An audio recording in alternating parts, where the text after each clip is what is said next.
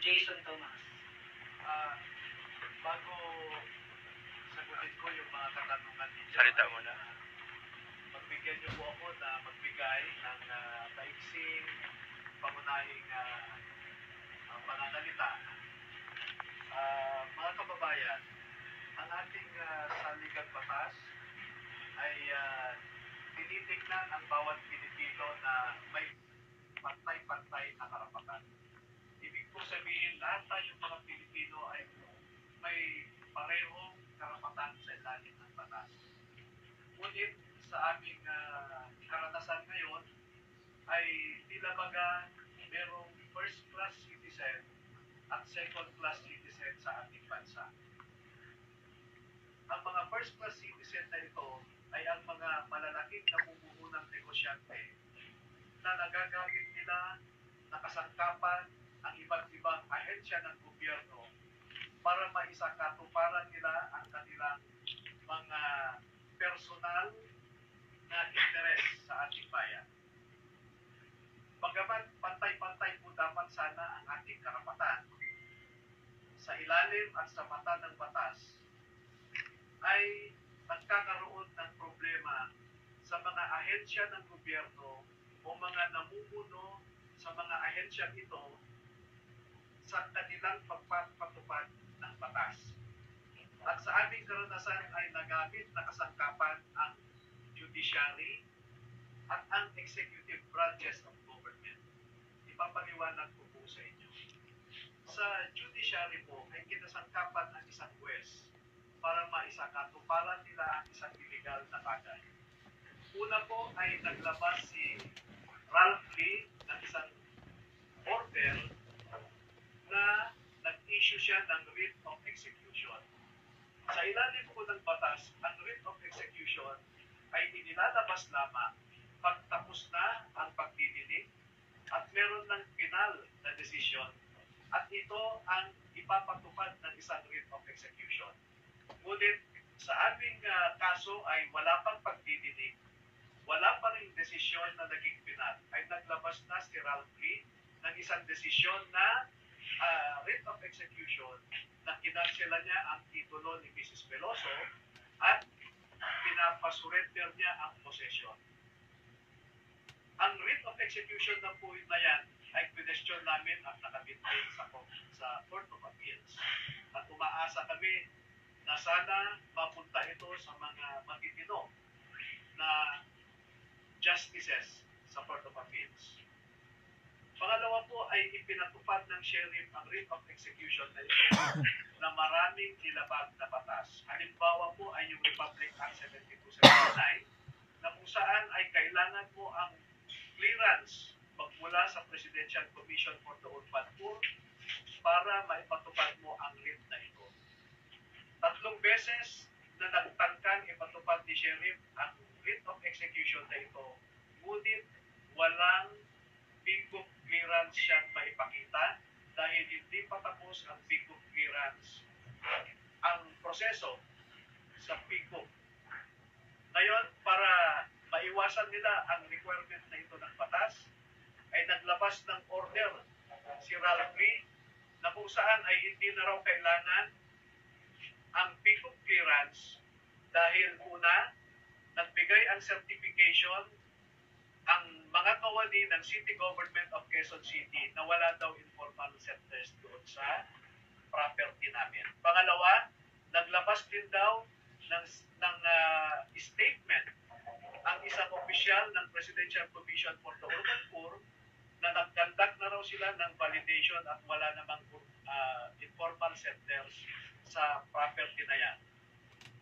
Ang report na galing sa ilang kawani ng Quezon City Government ay pinapasinungalingan namin dahil ayon sa report ng isang Jenin Balakpar at Gemma Ingala ay di umano meron silang nakausap na gwardiya doon na nagsabing wala daw informal settlers sa loob at pinangalanan nila ang gwardiya na yan na isang Edwin Reyes. Nakakuha po tayo ng sulat o affidavit galing kay Edwin Reyes na sinasabi niyang wala siyang nakakausap na kahit sino mang kawani ng gobyerno na kung saan sinabi niyang walang informal settlement. Pangalawa, sinabi ni Ralph Lee sa kanyang order na meron daw sinabi ang Presidential Commission for the Urban Poor sa pamamagitan ni Atty. Steve Santillan na di umano ay sinabi niya sa korte na wala din informal settlement.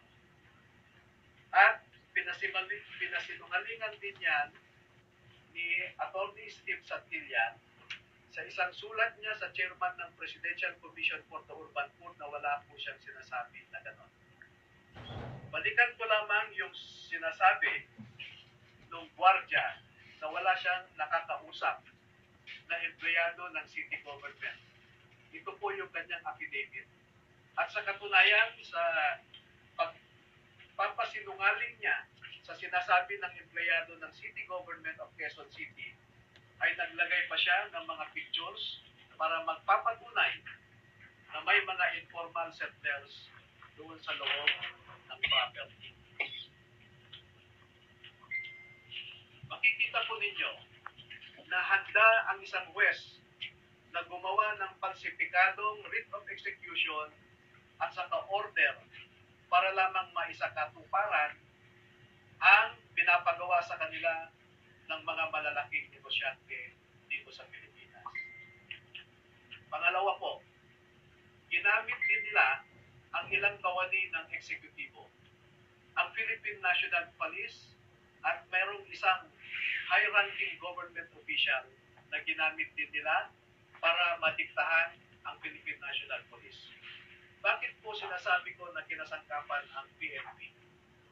Alam po ng NCRPO at saka QCPD, si General Nartates at saka si General Marana, na kailangan mo ang humingi ng clearance magmula sa Chief of the Philippine National Police bago ka magbigay ng police assistance. Wala po silang nakuha na clearance galing sa Chief PNP.